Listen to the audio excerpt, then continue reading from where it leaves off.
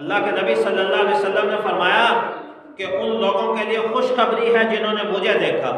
اور ایک حدیث میں آتا ہے کہ ان لوگوں کے لیے بھی خوشخبری ہے جنہوں نے مجھے دیکھنے والوں کو دیکھا، اور ایک حدیث میں آتا ہے اللہ کے نبی نے فرمایا ان لوگوں کے لیے بھی خوشخبری ہے جنہوں نے مجھے دیکھا، ان کے لیے بھی خوشخبری ہے جنہوں نے مجھے دیکھنے والوں کو دیکھا، اور ان کے لیے بھی خوشخبری ہے جنہوں نے مجھے دیکھنے والوں